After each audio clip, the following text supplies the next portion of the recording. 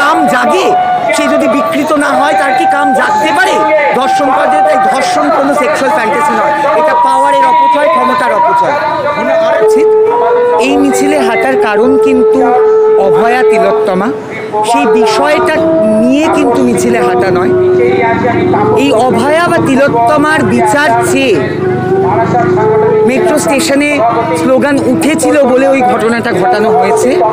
প্রথমত যেই তিনজন ট্রান্স উমেনের সাথে এই ঘটনাটা ঘটানো হয়েছিল, বলা হয়েছিল তারা উই ওয়ান্ট জাস্টিসের স্লোগান তুলছিল, তার মানে বুঝতে পাচ্ছেন যে প্রতিবাদের আওয়াজ কিভাবে দমিয়ে দেওয়া হয়, এবং প্রতিবাদের আওয়াজ দমিয়ে দিতেও ধর্ষণের বিরুদ্ধে আওয়াজ দমিয়ে দেওয়ার জন্য ধর্ষণ বা শ্লীলতাহানি করা হয়। আর সবথেকে বড় কথা যেটা বলার ব্যাপার হচ্ছে, সেটা হচ্ছে যে আমরা এখানে একজন লিঙ্গগত মহিলার নির্যাতনের বিচার চাইছি, সকল মানুষের বিচার চাইছি, কিন্তু অবাক করে দেখতে হবে আমাদের যে ট্রান্স মানুষ, পুরুষ মানুষ বা প্রাণী, এদের সাথে ধর্ষণ বা শ্লীলতাহানি হলে কিন্তু কোনো আইন নেই, সঠিক আইন নেই, সঠিকের জায়গায় নেই। যেখানে একজন সিসজেন্ডার উম্যানের সাথে ধর্ষণ বা নির্যাতন হলে যাবজ্জীবন কারাদণ্ড থেকে ফাঁসি অবধি হতে পারে, সেখানে আপনারা দেখবেন যে কোনো ট্রান্স উম্যান বা ট্রান্স ম্যান বা কোনো পুরুষের সাথে, পুরুষের কথা বাদই দিলাম, পুরুষদের নাকি ধর্ষণই হয় না, পুরুষদের সাথে নাকি শ্লীলতাহানি হয় না, সেটার জন্য পুরুষরাও দায়ী, কারণ তারা ভেবে রেখেছে যে যদি তারা যায় তাহলে তাদেরকে কাপুরুষ প্রমাণ করা হবে। কাপুরুষ তারা নয়, কাপুরুষ ধর্ষকরা, কাপুরুষত্ব তো ওইভাবে হয় না। আর সব থেকে বড় কথা হচ্ছে আমাদের এই আইনটা পাল্টাতে হবে। তারপরে হচ্ছে প্রাণীদের সাথে এই আর্টিকেল 377 উঠে যাওয়ার পরে প্রচুর মানুষ নাচানাচি করেছিল, কিন্তু আমাদের জানতে হবে উঠে গিয়ে কি কি ক্ষতি হয়েছে।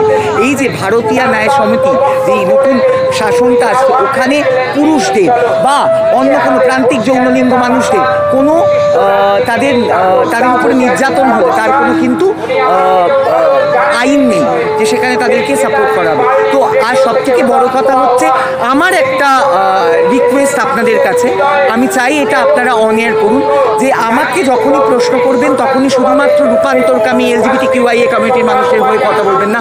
আমি একজন সাধারণ নাগরিক, আমি একজন নিজেকে নারী বলে মনে করি। রূপান্তরকামী পরিচয়টা আপনাদের জন্য চিহ্নিত করার জন্য আমি কিন্তু নিজেকে একজন নারী মনে করি। ধন্যবাদ। দিদি একটা কথা বলছি, হ্যাঁ, আমি তোমাকে বহুদিন ধরে চিনি। একটা সময় অভিষেকের সাথে একটা ঘটনা ঘটেছে। হ্যাঁ, তো আমার প্রশ্ন হচ্ছে, তুমি এটা বলো পুলিশ কি শুধুমাত্র প্রশাসনিক চাপেই এটা করে, নাকি বেসিক্যালি একটা সোসাইটি তৈরি হয়? পুলিশ যেটা আমার সাথে করেছিল যখন আমি অভিষেক ছিলাম, সেটা কিন্তু শুধুমাত্র ঘুষ নেওয়ার জন্য করেছিল। সেদিনকে মহালয়া ছিল, আমি একা একটা রাস্তা দিয়ে, এই রাস্তা দিয়েই হাঁটছিলাম, সেখানে কোথাও রেস্ট্রিক্টেড, মানে ওয়াকিং ইজ রেস্ট্রিক্টেড এর বোর্ড ছিল না, পাসার্স আর প্রহিবিটেড এটা লেখা ছিল না। সেখানে দাঁড়িয়ে ময়দান থানার পুলিশ আমাকে মারধর করেছিল। আমি একা ছিলাম ওইখানে, তাও বলছিলাম আমি ওখানে যৌন কাজ করতে যাচ্ছিলাম। সেটার পরে কিন্তু আমি যেহেতু আমার রাইট নিয়ে, আমার অধিকার নিয়ে, আমার মানবাধিকার নিয়ে, আমার সাংবিধানিক অধিকার নিয়ে আমি সোচ্চার ছিলাম, আমি গেছিলাম, আমি সাউথ ডিসি অব্দি পৌঁছেছিলাম।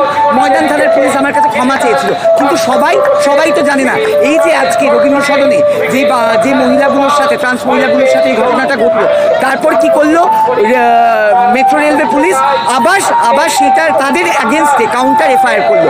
ওরা এখনো চিৎকার করে বলে যে ঘটনাটা মিথ্যে। যদি ঘটনাটা মিথ্যেই হয় তাহলেও তারা অ্যাপোলজি লেটার লিখেছিল কেন? সেখানে রবীন্দ্র সদন মেট্রো স্টেশনের স্ট্যাম্প ছিল কেন? তারা আগে এফআইআর করেনি কেন? তারা 48 ঘন্টা অপেক্ষা করলো কেন এফআইআর করার জন্য? আর আরেকটা জিনিস হচ্ছে, এই যে অনেক মানুষের অনেক একটা প্রোপাগান্ডা ছড়াচ্ছে যে চুড়ি পরে বসে থাকো। আমি আজকে চুড়ি পরে এখানে প্রতিবাদ করতে এসেছি, আমি চুড়ি পরে চাকরি করতে যাই, চুড়ি পরে অফিসে যাই, আমি চুড়ি পরে রান্না করি।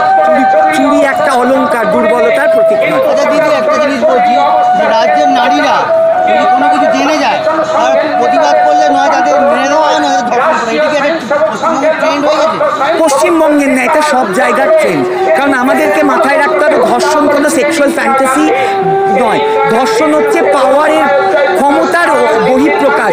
তোমাকে দেখাবে একটা সিসেট পেট্রিয়ার্কাল কমিউনিটি, পুরুষতান্ত্রিক সমাজ তোমাকে দেখাতে চায় যে নারী এবং প্রান্তিক যৌনলিঙ্গর মানুষেরা তোমরা আমাদের নিচে।